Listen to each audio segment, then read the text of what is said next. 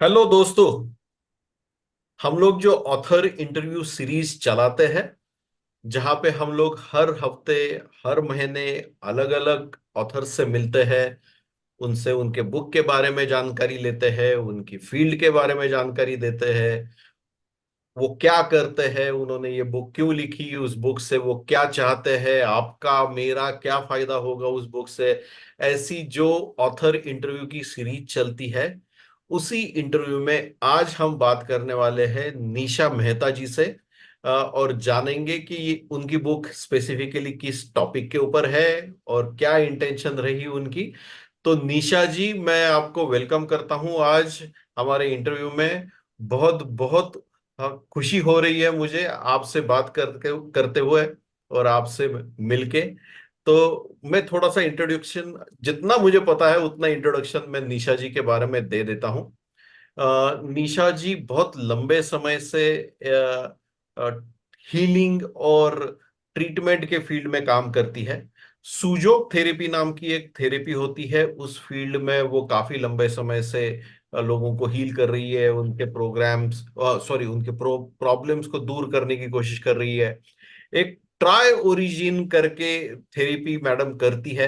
मैं भी खुद उसके बारे में ज्यादा जानता नहीं हूं, तो उसके बारे में भी मैडम से जानेंगे कि वो एक्चुअली होता क्या है। 10 साल 12 साल से ज्यादा लंबे समय से मैडम इस फील्ड में है। हेल्थ कोच है madam, lifestyle and disease reversal specialist है, न्यूमरोलॉजिस्ट है, साइंटिफिक लोगो डिजाइनर है, और न जाने मैडम क्या क्या ऐसी चीजें करती है जिनके बारे में शायद मुझे पता भी नहीं है। तो निशा जी से बात करते हैं, एक एक चीज के बारे में समझते हैं, ताकि ऑथर को, उनके बुक को हम ढंग से और डिटेल में समझ पाए। Nisha ji, welcome again, thank you very much. आपने समय निकाला, हमसे जुड़े, thank you. Thank you sir, मुझे बुलाने के लिए और मेरा इंट्रोडक्शन इतना अच्छा देने के लिए। Thank you. थैंक थोड़ा सा मुझे बताइए, ये सुजोक क्या है और ये ट्राई ओरिजिन ये क्या है, तो वहीं से शुरुआत करते हैं। हाँ जी sir. Sujok in Korean language, su means hand and jok means foot. तो Sujok acupressure and acupuncture, professor Park Jae वो जो बेस्ड कोरिया के थे, कोरिया से आए थे और उन्होंने इसको इन्वेंट किया। ओके। तो मतलब हाथ और पैर हमारे साथ मतलब युगों से है। ठीक है। लेकिन उसके अंदर भी ट्रीटमेंट हो सकती है, जैसे हम इंडिया में रिफ्लेक्सोलॉजी और सब जानते हैं, पर इसको उन्होंने बहुत अच्छे तरह से डेवलप किया है। जैसे बताया है कि यही हाथ में हेड एंड नेक है, आर्म्स एंड लेग्स है, अच्छा। और वो इतना ज्यादा सिमिलर है हमारे बॉडी से।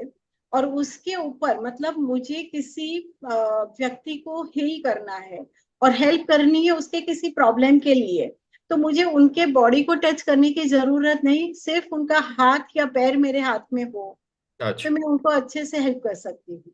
क्या बात हाँ, अब सिमिलैरिटी के लिए जो मैं एक सादा सीधा एग्जांपल देना चाहूंगी। तो सिमिलैरिटी जैसे हमारे ट्रंक में से जो बीच में, हाँ, उसमें से 5 प्रोजेक्शन हुए हैं।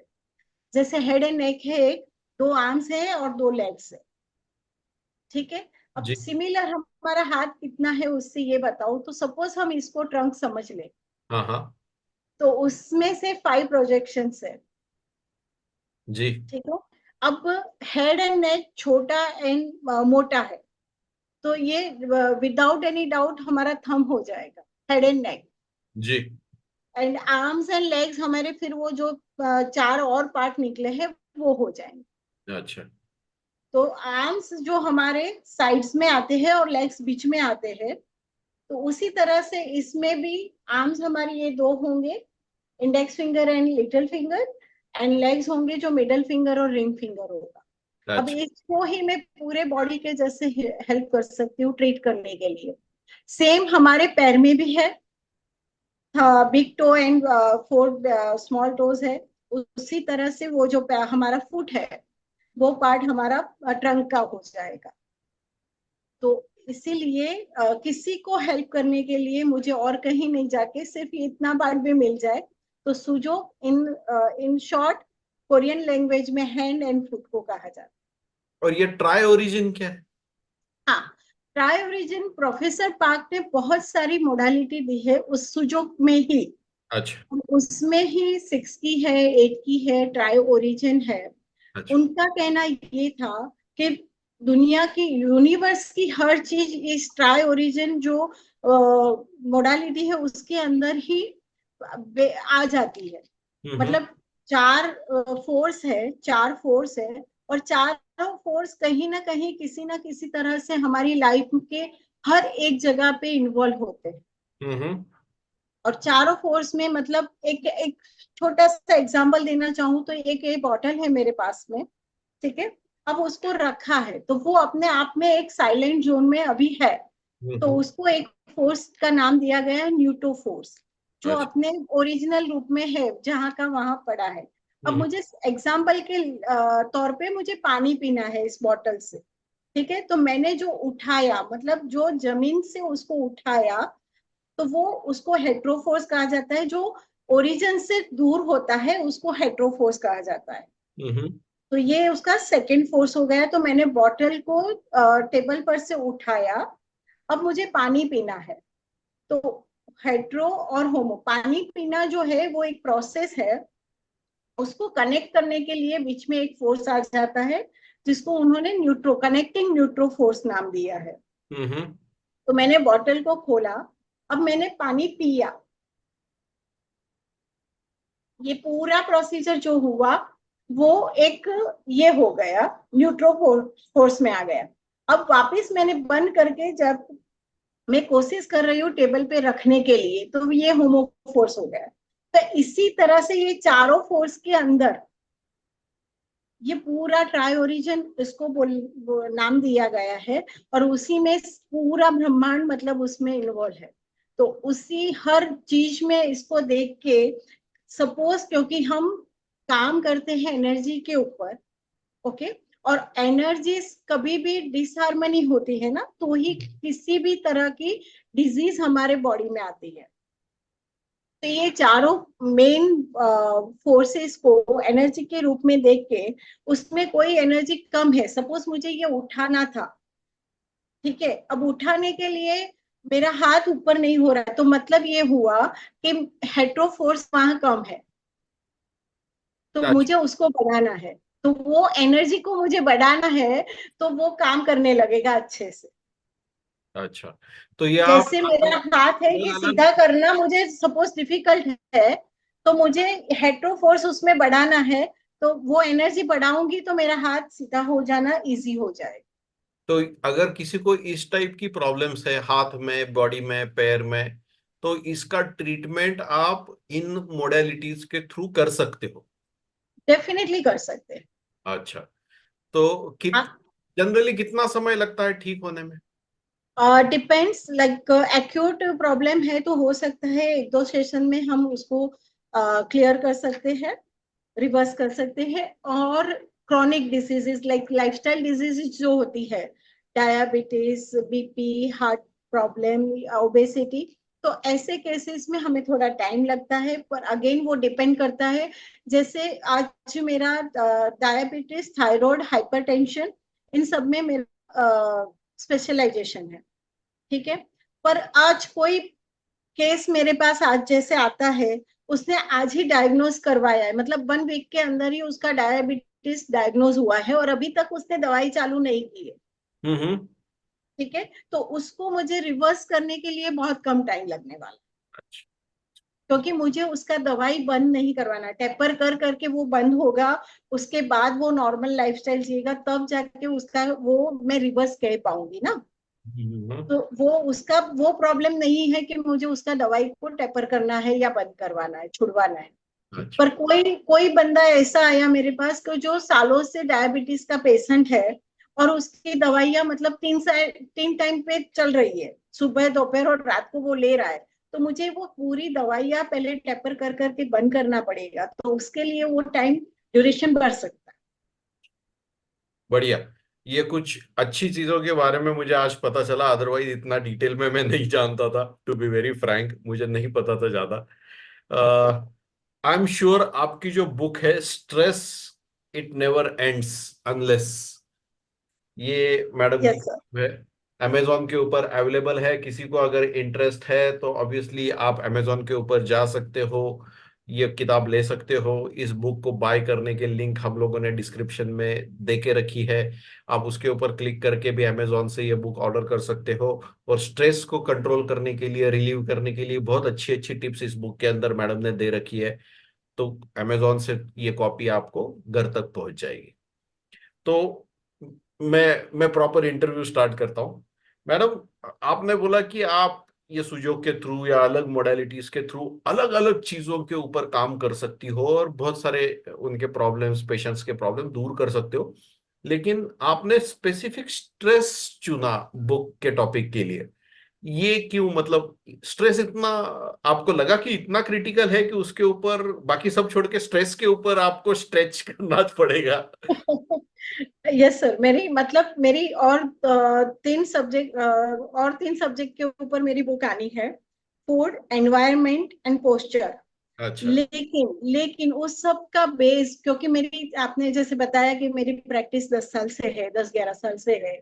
तो उसका जो निचोड़ मैंने जो प्रैक्टिस के दौरान मैंने जो समझा है ना, तो वो मुझे इतना समझ में आया है कि यहाँ से हम क्लियर होते हैं ना, तो बहुत कम बीमारियां हम तक पहुंचती है। हम्म। तो वो मतलब स्ट्रेस को हम बैलेंस कर पाते हैं, एडजस्ट कर सकते हैं, किसी भी सिचुएशन में हम अच्छे से रह पाते हैं ना, तो बीमारियां बहुत कम हमें लगती। तो मेरा मेन फोकस इसीलिए स्ट्रेस को मैंने फर्स्ट प्रायोरिटी दी है, कि मेरे हिसाब से वो रूट है हर चीज का। देखो, किसी को सपोज आज स्ट्रेस नहीं है, आराम से जिंदगी जी रहा है, मेडिटेशन कर रहा है और अपनी लाइफ आराम से निकाल रहा है, तो आप हमेशा देखोगे कि वो बहुत कम बीमार भी होता है। मतलब साधारण सर्दी जुकाम भी उसको कम होगा। हम्म। बड़ी बड़ी बीमारियां तो छोड़ दीजिए, पर वो सर्दी जुकाम वाली भी चीजें उसको कम लगेगी। इम्यूनिटी मतलब अच्छी उसका होगी। इम्यूनिटी, हाँ, मैं वहीं पे आ रही थी। उसका इम्यूनिटी इतना स्ट्रांग रहता है ना, कि जो एक ही जगह पे मैं और आप सपोज बैठे हैं, और वहां पे ऐसे कोई वायरल इन्फेक्शन कहीं किसी का है जो हमें लग सकता था, पर सपोज आप एकदम काम पर्सन हो, स्ट्रेस आपको कोई है ही नहीं, दूर दूर तक किसी तरह का स्ट्रेस नहीं है, तो आपकी इम्यूनिटी इतनी स्ट्रांग होगी कि वो ही चीज जो मुझे बीमार कर गई, आपको इफेक्ट भी नहीं। तो मैं, रेजिस्टेंस एकदम शील्ड की तरह काम करेगा वो। हाँ, शील्ड की तरह काम करेगा। तो इसीलिए वो स्ट्रेस है जो आपको अंदर से पहले वीक कर देता है, और इसीलिए बीमारियां भी ज्यादा, वो हम स्ट्रेस की वजह से, लोग दोनों चीजों को अलग देख रहे हैं। और इसीलिए मैं नहीं कहती कि कोई चीज, कोई मोडालिटी अच्छी है बुरी है, मैं यहाँ नहीं बोलती हूँ। पर सपोज आपने फिजिकल प्रॉब्लम्स को ही ध्यान में देके उसी के लिए दवाइयां ली है, और उसका रूट अगर आपने नहीं पकड़ा है। एक एग्जांपल देना चाहूंगी कि एक ट्री है, और उसके ऊपर आपने पहले दिन देखा कि 4-5 लीव्स में कीड़े लग गए या सड़ गए उसके लीव्स, ठीक है, उसको तोड़ दिए, तो दूसरे दिन हो सकता है 7-8 दिखेंगे। हम्म। द रीजन इज, ऊपर कोई प्रॉब्लम नहीं है, उसके रूट में प्रॉब्लम है। अब आपने रूट में दवाई डाल दी, फिर वो ट्री अच्छे से बढ़ेगा, फूलेगा, फलेगा। तो हम्म। ये हो सकता है। इसीलिए रूट ये है स्ट्रेस, उसको आपने मैनेज करना सीख लिया ना, तो आप हेल्दी लाइफ जी सकते। तो इसके इसीलिए लिए मेरी, आपने आपने डिसाइड किया कि मेरी बुक अगर स्ट्रेस के ऊपर है और उसको अगर हम लोग कंट्रोल कर पाए, तो बाकी सारी बीमारियों की जो जड़ है उसी के ऊपर हम अगर काम करेंगे तो ये बाकी बीमारी तो बहुत इजीली दूर हो सकती है, या शायद होगी भी नहीं। जैसे मैंने आपको एक एग्जांपल दिया था एनवायरनमेंट का, वायरल इन्फेक्शन वाला, हम्म। इसी तरह से फूड का भी होता है। कोई गलत सलद खाना खा लिया आपने, वासी खाना खा लिया, 2-3 दिन पुराना खाना खा लिया, तो उसकी वजह से भी बीमारियां हो सकती है। पर हाँ। सपोज आप स्ट्रेस फ्री हो और नहीं है, और आपकी इम्यूनिटी बहुत अच्छी है, तो होगा ये कि आपको कुछ तकलीफ हुई भी ना, तो आप जल्दी रिकवर कर जाओ। हम्म। तो food, environment, posture and stress, ये चारों चीजें हैं जो हमारी हेल्थ के ऊपर इम्पैक्ट करती है। पर मेरे हिसाब से stress is the main culprit जो आपको ज्यादा प्रॉब्लम देता है। अच्छा, बढ़िया। तो अभी मेरा नेक्स्ट सवाल, कि अगर कोई ये बुक आपकी पढ़ लेता है और उसको कंप्लीट कर लेता है, तो उसको इस बुक में क्या क्या मिलने वाला है? इसमें मैंने बहुत सारे टेस्टिमोनियल्स भी डाले हैं कि किस तरह से क्या क्या प्रॉब्लम्स होती है, कौन सी एरिया से आप स्ट्रेस ले सकते हो, जो हमें पता भी नहीं होता है। कि जैसे एक एग्जांपल दूं कि एक ही घर में चार पांच लोग रह रहे हैं, और होता है पांचों लोगों के साथ आपकी एक जैसा ही इक्वेशन नहीं होगा।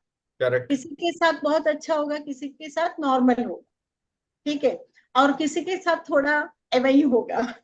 अब जो एवई वाला इक्वेशन होगा ना, वो हो सकता है कि आपको उस बंदे ने एक सादी सीधी बात भी बोली हो तो आपको इम्पैक्ट कर जाए, हम्म। और बाकी वही बात किसी के साथ आपका बहुत ट्यूनिंग जम रहा है, उसने बोला तो आपको इतना इफेक्ट नहीं करेगा, ठीक है, पर इसने बोला तो आपको इफेक्ट कर गया।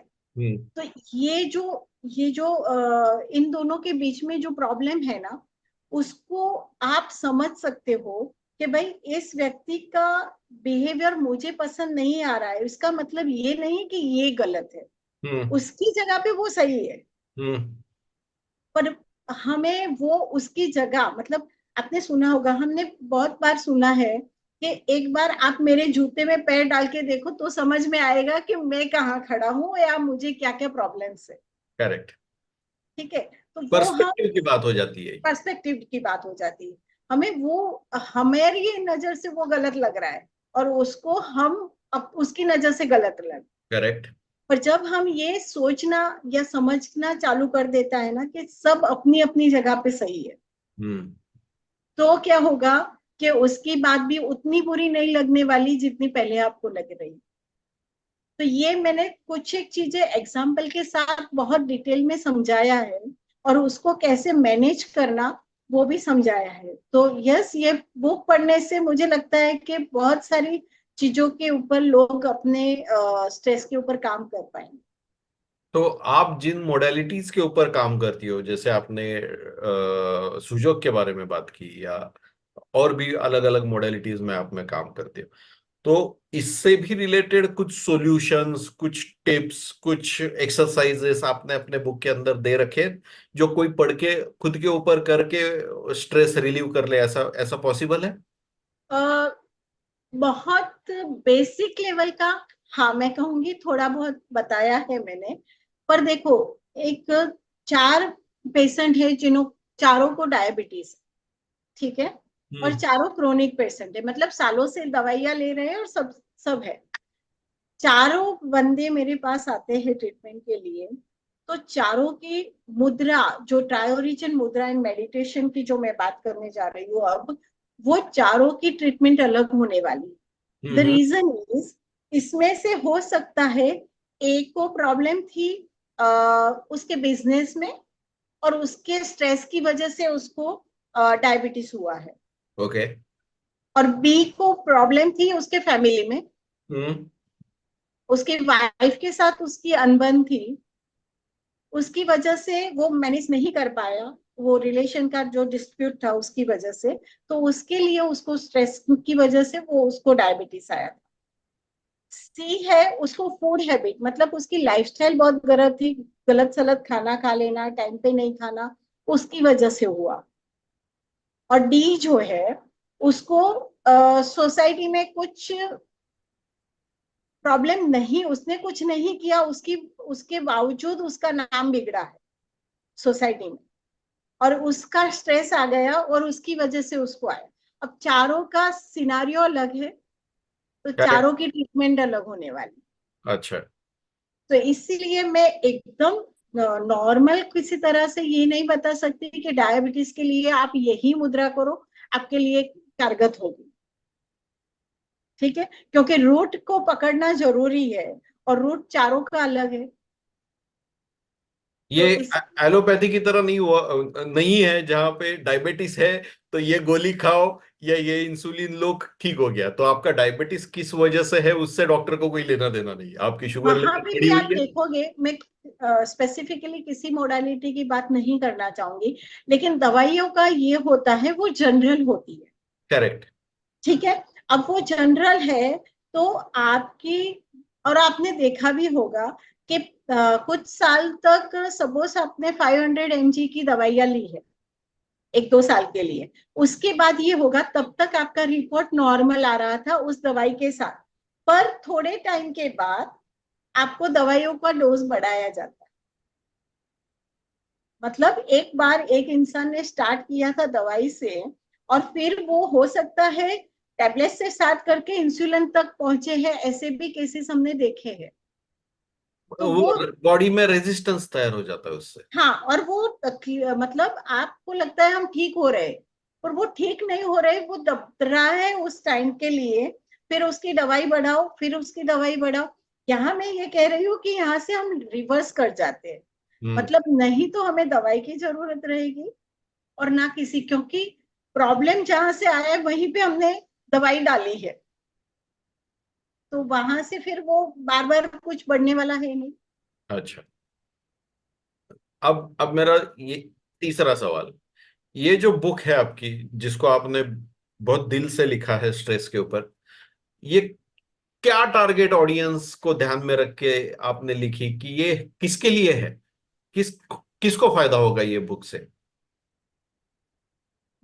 बहुत अच्छा क्वेश्चन है। मुझे आप बताओ सर कि इस टाइम में, और स्पेसिफिकली आफ्टर कोविड, किसको स्ट्रेस नहीं है? हर किसी को। तो मेरा तो ऑडियंस बहुत बहुत वास है। बच्चों मतलब को बच्चों को पढ़ाई का स्ट्रेस है, एम्प्लॉय को जॉब का स्ट्रेस है, रिलेशनशिप में कुछ झगड़े हो रहे हैं तो उनका स्ट्रेस है, बिजनेस के अप्स एंड डाउन से उनको स्ट्रेस है, किसी को फिजिकल प्रॉब्लम्स है तो उससे वो स्ट्रेस में है। तो आई एम श्योर हर किसी को स्ट्रेस है। आपने तो जन्म के बाद वाले स्ट्रेस बताए, अच्छा। मैंने तो मेरी बुक में एक ऐसा टेस्टिमोनियल भी डाला है, जो मदर वोम में एक लड़की थी, और हम्म। मदर की लाइफ में प्रॉब्लम थी, और उसका प्रॉब्लम वो बच्ची ने उस टाइम से कैरी किया, और 24 साल की उम्र में वो मेरे पास आती है। और वो, मेरा क्वेश्चन ये था उसको कि बेटा तुझे कब से याद है कि ये प्रॉब्लम तू कैरी कर रही है अपने साथ? तो हम्म। उसने बोला चाइल्डहुड में, मुझे जब से मुझे समझ में आया तब से ये मेरे साथ था। अच्छा। तो मतलब वो इस दुनिया में अभी तक कंप्लीट आई भी नहीं थी, तब से लेके स्ट्रेस वहां से वो कर स्ट्रेस, दिया। हाँ, मदर वॉर्म से वो स्ट्रेस कैरी करके आई। बाप रे। और वहां जाके मैंने उसकी मुद्रा डायग्नोस की थी, और उसको वो मुद्रा दिलाई थी।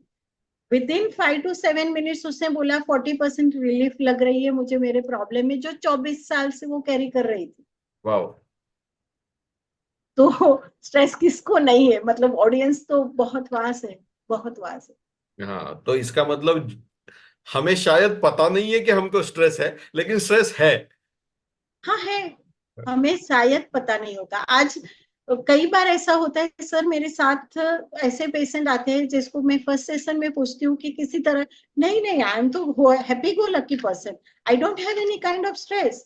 हम्म। ओके, उस दिन मैं अपने हिसाब से जो भी क्वेश्चन आंसर करके जो भी समझ में आता है उस हिसाब से करती हूँ। फिर सेकेंड सेशन में डेफिनेटली वो बंदा अपने आप 1 2 3 बताते जाता है, और मैं लिखती जाती हूँ कि अच्छा ठीक है, इसको भी आप स्ट्रेस समझ रहे हो।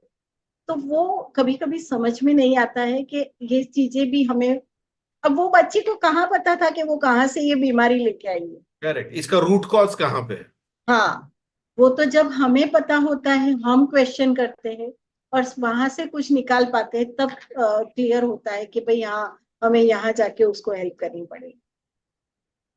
तो इसका मतलब हर किसी को यह किताब पढ़नी पड़ेगी पढ़नी ताकि चाहिए, पढ़नी चाहिए। पढ़नी चाहिए। इट्स और मैं नॉट दैट तो कि पढ़ेंगे मैंने तो लिखा फायदा है होगा। इसलिए, नहीं नहीं, इट्स नॉट दैट कि मैंने लिखा है इसलिए पढ़नी चाहिए, पर यस डेफिनेटली पढ़नी चाहिए, क्योंकि समझ में आएगा कि कहाँ कहाँ से हम कैसे कैसे स्ट्रेस लेके जीते हैं। Correct, correct. तो ये पूरी किताब लिखने में कितना समय लगा मैडम आपको? ये क्वेश्चन बहुत अच्छा है। मैं सोच भी नहीं सकती थी कि मैं किताब लिखूंगी। हाँ, मेरा 10 साल का तजुर्बा था, बहुत ज्यादा एक्सपीरियंस रहा है, मैंने निचोड़, मतलब यहाँ बहुत कुछ भरा पड़ा है। करेक्ट। लेकिन जब तक आप लोग नहीं मिले थे, विंक पब्लिकेशंस नहीं मिले थे, तब तक मुझे, मेरे अंदर वो कॉन्फिडेंस नहीं था कि मैं कुछ लिख पाऊंगी। अच्छा। और आपने गाइडेंस के बाद ये हुआ कि मैंने 1 महीने के अंदर ये बुक लिख के पब्लिश करने के लिए आपको दे दी थी। क्या बात है। तो 1 महीने की जर्नी रही है। 1 महीने की जर्नी। अच्छा। लिखते समय कोई डिफिकल्टीज आई आपको? नहीं, क्योंकि जो आपका क्लासेस हमने किया था, जो आप जिस तरह से आपने हमें गाइड किया था, डेफिनेटली बहुत इजी, मतलब बहुत इजी। मुझे पता भी नहीं चला कि मैंने ये कंप्लीट किस तरह से की है, इतना इजी फ्लो में। और उसके पहले जब तक आपसे नहीं मिले थे, लाइक कैलाश सर से नहीं मिली थी, उनका प्रोग्राम नहीं देखा था, तब तक मुझे समझ में भी नहीं आ रहा था कि ये कैसे मैं लिखना चालू भी करूं। और ये खत्म होने के बाद मुझे समझ में आया कि अच्छा, मैंने कंप्लीट कर ली। इतना और फर्क था। और इतना फर्क। इतना आसान था। अरे पहले पता होता तो आज तक तो 10 लिख देती। हाँ, आज तक हो जाता था। इतना, करेक्ट। मतलब आप लोगों ने बहुत अच्छे से, इसके लिए तो मैं डेफिनेटली ग्रेटफुल हूँ आप लोगों की, कि इतने अच्छे से आपने हमें लाइक गाइड किया था कि इजी हो गया। चलो बढ़िया। एक बार बुक लिख के हो गई, फिर पब्लिशिंग की जर्नी स्टार्ट हुई, फिर वो बुक रिलीज हुई, मार्केट में आई वगैरह, वो सब ठीक है। ये पूरा लिखना स्टार्ट करने से लेके बुक रिलीज तक का जो पूरा पीरियड था, कैसा एक्सपीरियंस रहा आपको खुद के लिए? पब्लिशिंग एंगल से, जो लोगों से रिस्पांस मिला उस एंगल से, पूरी जर्नी, पूरा एक्सपीरियंस कैसा रहा? वैसे अच्छा था, लेकिन मेरे मतलब ड्रीम में भी मैंने नहीं सोचा था कि ये सब हो सकता है मेरे साथ। मेरा एक्सटेंडी बना, मतलब wow. Wow is the word. Actually अच्छा। बहुत अच्छा था। ये पूरा एक्सपीरियंस मेरे लिए बहुत ही, मतलब एक खुद, आपने, मैं ये कहूंगी कि मैं यहाँ खुद से खुद को मिलाया है आपने मुझे। अरे वाह। एक ये डिफरेंट रिएक्शन था, ये ऐसा रिएक्शन आता नहीं कभी। नहीं, मतलब ये समझ पाना कि मुझ में भी इतनी काबिलियत है। तो ये इसीलिए मैंने बोला कि आपने खुद से खुद को मिलवाया मुझे। इसीलिए मैंने बोला, क्योंकि एक मैं किसी को हील कर सकती हूँ 1 to 1 सेशन में, अच्छे से रिजल्ट देती हूँ, बहुत अच्छा, मतलब नाम है मेरे फील्ड में, ये सब है। लेकिन एक लेगेसी के जैसे मैंने अपनी बुक लिख डाली और आज मार्केट में है, तो ये सच में बहुत बड़ी बात है मेरी। Great great great. अब अभी आपने बताया कि आप रेगुलर हीलिंग भी करती है और इस फील्ड में आपका अच्छा नाम भी है। आप अपने बारे में थोड़ा सा बताइए, आप कौन से शहर से आती है? आप अदर देन ये हीलिंग और भी कुछ चीजें करती है? जैसे आपने बुक में भी आपके इंट्रोडक्शन में लिखा है कि न्यूरोलॉजी भी आप करती है, लोगो में भी आपका, लोगो डिजाइनिंग में भी आपकी मास्टरी है। तो थोड़ा सा अपने बारे में बताइए कि ये ट्रीटमेंट और हीलिंग, इन सब को छोड़ के भी और क्या क्या एक्टिविटीज आपके पोर्टफोलियो में है? अभी मेरे इसके अलावा, मतलब हीलर के अलावा मेरे साथ नाम में जुड़ा है तो न्यूमरोलॉजिस्ट हूँ। मैं मोबाइल न्यूमरोलॉजी करती हूँ, नेम न्यूमरोलॉजी करती हूँ।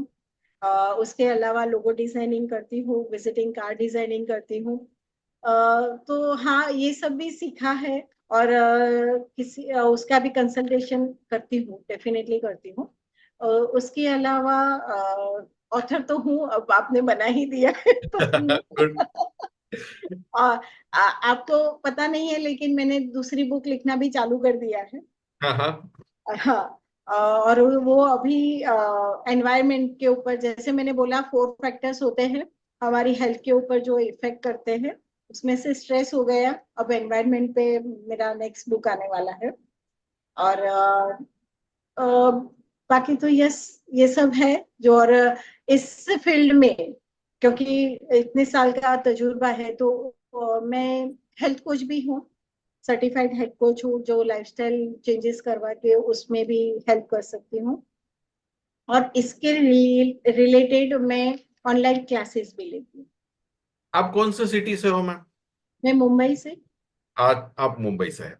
तो अगर कोई आपका कंसल्टेशन लेना चाहे, आपसे हीलिंग लेना चाहे, आपकी मदद लेना चाहे, तो क्या उसको फिजिकली आना पड़ेगा या आप ऑनलाइन सेशंस भी लेते हो? कैसे होता है ये? हाँ नहीं, फिजिकल भी, हाँ मेरा क्लिनिक है तो वहां पे भी होता है। लेकिन आफ्टर कोविड यस, ऑनलाइन अब तो मेरे मतलब हांगकांग, बैंकॉक, न्यूयॉर्क सभी जगह पे मेरे क्लाइंट्स हैं। तो ऑनलाइन भी सेशंस होते हैं। और मुद्रा और मेडिटेशन के लिए फिजिकल होने की जरूरत नहीं है, साथ में सामने आने की जरूरत नहीं, ऑनलाइन कर सकते हैं। अच्छा, तो किसी को अगर आपसे जुड़ना है तो कैसे जुड़ेगा फिर वो? मैं यहाँ पे मेरे हैंडल्स के जो भी सोशल मीडिया हैंडल्स है, ये यही वीडियो के नीचे हम डाल देंगे, तो किसी को हाँ, भी कांटेक्ट ये करना है बेटर तो वो रहेगा। वहां से, हाँ। मैं आपके वहाँ से सोशल वो- मीडिया हैंडल्स और आपके कांटेक्ट डिटेल्स इसी वीडियो में मेंशन कर दूंगा, ताकि हाँ किसी को अगर आपसे हीलिंग लेनी है या आपसे जुड़ना है, आपको फॉलो करना है, तो उनके लिए वो आसान होगा और आप उनकी मदद कर पाओगे। हाँ जी सर। तो आपने अभी अभी बताया कि आपने दूसरा बुक लिखना चालू कर दिया। क्या सब्जेक्ट पे लिख रही है आप? एनवायरमेंट पे होगा। Environment. Again environment and stress को आप को रिलेट कर रहे हो, या एनवायरमेंट क्या एंगल से आप लिख रहे हो? एनवायरमेंट में अभी बैक्टीरियल, वायरल ये सब आने वाला है, फंगस ये सब आएगा, ठीक है। मतलब तो हेल्थ अब एंड एनवायरमेंट एंड हेल्थ को जोड़ा है आपने? Environmental, pattern. Health health. हाँ हाँ, हेल्थ को ही, जो भी मेरा जो भी बुक्स होगा कहीं ना कहीं कनेक्ट करेगा हेल्थ को। करेक्ट। ठीक है। हाँ, तो वो एनवायरनमेंट के ऊपर अब आ रहा है कि एनवायरनमेंट हमारे हेल्थ पे किस तरह से इफेक्ट करता है। तो एक एनवायरनमेंट जैसे मैंने बोला वायरल बैक्टीरियल इन्फेक्शन, और एक एनवायरनमेंट ये भी होता है जैसे हमारे फैमिली का एनवायरनमेंट, फिर हमारे जॉब एरिया का एनवायरनमेंट, बिजनेस का एनवायरनमेंट। तो ये सब को कनेक्ट करके वो किस तरह से हमारे हेल्थ के ऊपर इफेक्ट करता है, उस हम्म। वो रहेगा उस वीक में। अच्छा, हाँ। तो आपने लिखना चालू कर दिया? हाँ जी सर। क्या बात है। क्या लगता है कब तक खत्म हो जाएगा लिखना आपका? इस बार क्योंकि वो आप एवरी वीक मिल नहीं रहे हो ना तो 1 मंथ में होगा वो थोड़ा डाउटफुल है। पर यस, आई विल ट्राई कि मैं एटलीस्ट 1.5 मंथ में उसको कंप्लीट करूँ। अच्छा अच्छा, बढ़िया। ये पूरी जो जर्नी थी आपकी राइटिंग की, खास करके राइटिंग की, उसके अंदर ऐसा कोई मोमेंट आया आपको कि जहां पे आपको लगा कि वाओ, ये तो कुछ अलग हो गया, या इसके बारे में तो मुझे पता ही नहीं था, अरे ये क्या हो गया, इसके बारे में मैंने सोचा ही नहीं था, ऐसा कोई मोमेंट ये पूरी जर्नी में आया? बहुत सारे थे, क्या क्या गिनाऊं मैं। जैसे अच्छा, मैंने एक एक दो बोला, बता दीजिए। जैसे मैंने आपको बताया कि भाई मुझे यही नहीं पता था कि निशा ये भी कर सकती है ना। तो अब ऑथर के रूप में कहीं मिलना किसी को, तो सामने वाले का जो नजरिया होता है ना वो चेंज हो जाता है। करेक्ट। हाँ, तो वो सब वाव मोमेंट में आते हैं। हम्म। खास करके और आप किसी को बोलते हो कि ये मेरी किताब है, ये मैंने लिखी है, ये आप रखिए, मेरी मेरी तरफ से आपको ये छोटा सा गिफ्ट है, मैं ऑथर हूं करके आप इंट्रोड्यूस करते हो, उसके बाद का जो वो रिएक्शन या उसका एकदम देखने का नजरिया, वो डेफिनेटली वाव ही होता है वो। हाँ हाँ, अभी मैं सिर्फ ये बताऊं कि अक्टूबर में मेरी बुक फर्स्ट जो है थी वो लॉन्च हुई थी, राइट। जी। उसके बाद अभी मई में, मतलब 5 मई को एक गेट टुगेदर था। हम्म। हाँ, तो मैं वहां गई। तो वहां मेरे एक आंटी मुझे मिले। अच्छा निशा, तुमने बुक भी लिखी ना। अभी हाँ, मैंने देखा था। तो मतलब इतने मंथ के बाद, वो बहुत दिनों बाद मुझे मिले थे, और पहला ही उनका ये रिएक्शन था, तो वो यस मेरे लिए, मतलब अब निशा को एज ए हीलर की जगह ऑथर भी देखा जा रहा करेक्ट करेक्ट। तो निशा जी ऐसी हो गई कि जिनकी मल्टीपल डायमेंशंस में और मल्टीपल पर्सनालिटीज है, और वो अलग अलग फील्ड की एक्सपर्ट है वो। है। अ, पता नहीं, पर हाँ मैं अपना काम अच्छे से करती हूँ, वो मुझे पता है। Great great great. अभी आपने ये भी बताया कि आपकी दो तीन और बुक्स का प्लान है। एक आपने बोला कि फूड के ऊपर आप लिखना चाहते हो, और भी कुछ आपके दिमाग पोस्चर, में। पोस्चर। पोस्चर, हाँ, पोस्चर के ऊपर आप लिखना चाहते हो। तो पहले आपकी बुक आएगी एनवायरनमेंट के ऊपर, उसके बाद शायद फूड, या फूड, उसके बाद शायद फूड, कुछ। पोस्चर, हाँ। चलो, हमारी और तरफ तो। ये स्ट्रेस इंग्लिश में लिखा हुआ है, जी। तो उसका ट्रांसलेशन भी हिंदी में चालू है, एक अच्छा, साइड वो भी हो रहा है।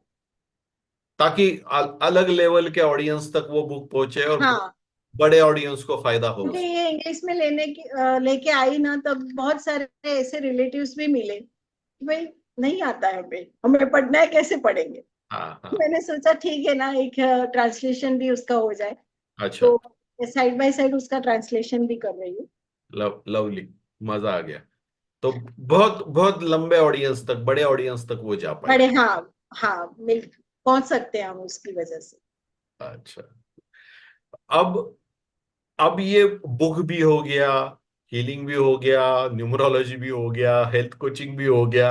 अभी और भी कुछ नया सीख रही है आप? कुछ नया, कुछ डिफरेंट प्लान है आपका? अभी जब तक क्योंकि न्यूमरोलॉजी और हेल्थ कोचिंग और ये सब मैंने रिसेंटली सीखा हुआ है, अच्छा। 1-2 साल के अंदर ही, 2 साल के भीतर।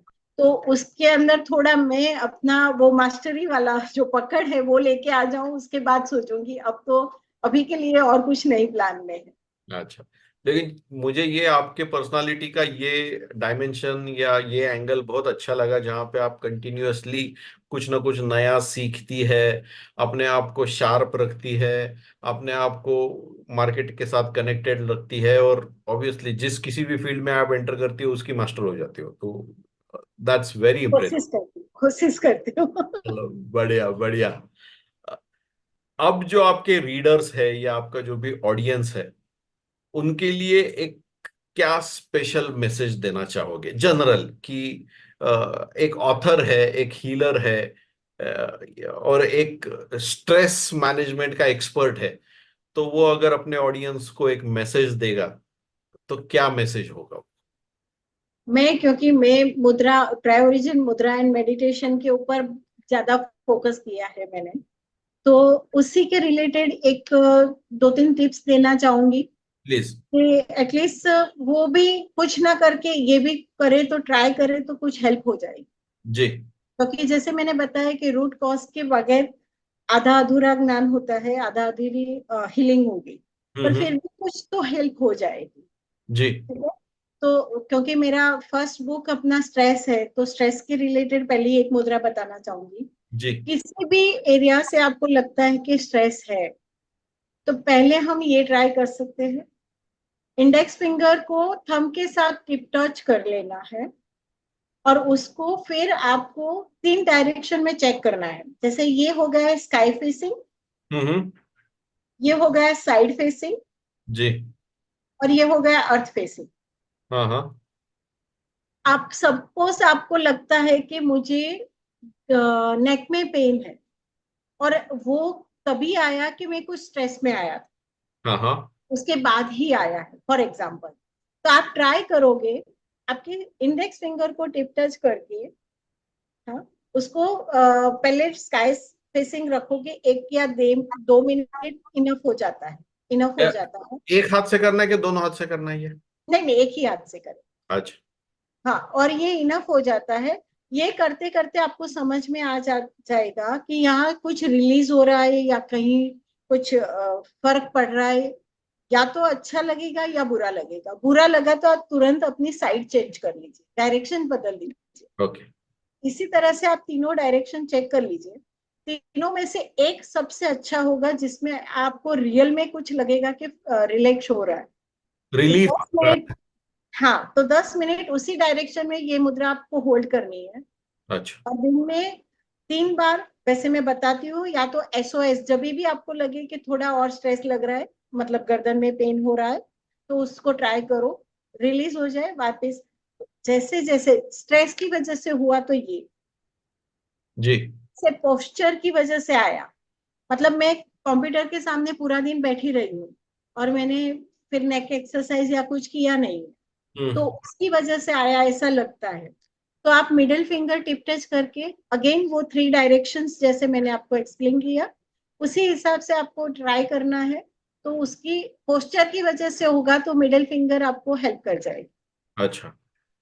किसी भी तरह का फूड का इम्पैक्ट है, हम्म। फूड की वजह से कई कई बार कई किसी को डायरिया हो जाता है, या ठंडा बहुत खा लिया है तो गले में खिचखिच हो जाना या सर हेडेक हो जाना, तो उसकी वजह से है। तो आपको ये करना है, रिंग फिंगर को टिप टच करके again 3 direction check and apply, जो आपको अच्छा लगे। अच्छा। और एनवायरमेंटल, अब ये जो एनवायरमेंट में बोल रही हूँ वो बैक्टीरियल फंगस वाला जो कहा है, वो वाला बहुत ज्यादा गर्मी बहुत ज्यादा ठंड ऐसा वाला। तो उसमें लिटिल फिंगर टिप टच करके again direction check and apply, जो आपको सूट कर जाए वो आपको हेल्प कर जाएगा। हम्म। ये बेसिक, एकदम बेसिक जो मैं कह सकती हूँ वैसी मुद्रा है। कभी भी ट्राई करो। और नॉट ओनली लाइक हेडेक है या नी पेन है, किसी की वजह से पोस्चर, अभी आप एकदम से बैठ के नीचे झुक के खड़े हो गए और उसकी वजह से कमर में लचक आ गई, तो आप ये ट्राई कर सकते हैं हम्म। मिडिल। तो इसी तरह से आप ट्राई करो, डेफिनेटली कुछ ना कुछ तो हेल्प हो ही जाएगी। क्या बात है। हाँ। बहुत बढ़िया टिप दी आपने जाते जाते। आई एम श्योर जो जो भी कोई ये वीडियो देख रहा है वो ये ट्राई करेगा। बाकी किसी का तो पता नहीं, मैं जरूर ट्राई करने वाला हूँ। आप तो ट्राई करें और कभी कुछ हेल्प हो जाए तो फीडबैक भी दीजिए। बिल्कुल बिल्कुल। और इसी इसी के साथ हम इस इंटरव्यू के लास्ट पड़ाव में हैं।